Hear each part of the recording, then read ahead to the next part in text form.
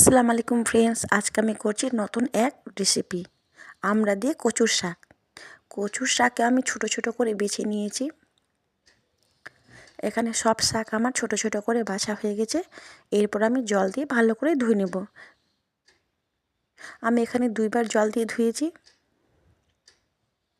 সব শাকগুলো ধোয়া হয়ে গেছে। আমি এবার প্রেসার কুকারের মধ্যে দিয়ে দেব। এখানে দিচ্ছি আমি 200 গ্রাম ছোলার ডাল আর দিচ্ছি 7-8টা কাঁচা লঙ্কা।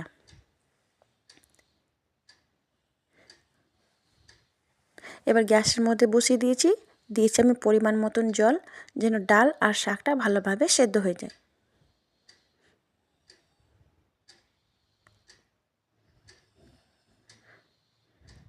দেখুন ডালটা কি সুন্দর সেদ্ধ হয়েছে। এরপর আমি 1 চামচ লবণ দিয়ে ডালটা ভালো করে ঘুটে নেব। এখানে ডালটা কি সুন্দর ঘুটানো হয়ে গেছে। আমি আমড়াটা আগে থেকে সেদ্ধ করে রেখেছি, সেটাকে আমি হাত দিয়ে থেতলে নিলাম যেন সব টকগুলো বেরিয়ে যায়। তারপর আমি আমড়ার টকটা ডালের মধ্যে মিক্স করে দেব।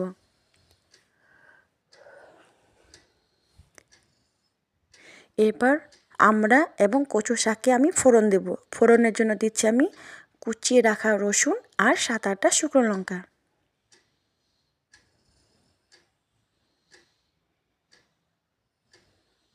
এখানে রসুন শুকনো লঙ্কা ভাজা হয়ে গেছে। আমি ডালটা ছেড়ে দেব। হালকা করে একটু নাড়াচাড়া করে নিই।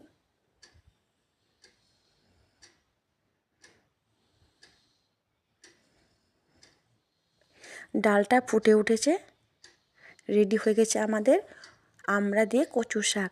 এই রেসিপিটা আপনি একবার বাড়িতে ট্রাই করে দেখবেন। খুব সুন্দর এবং খুব টেস্টফুল একটা মজাদার রেসিপি।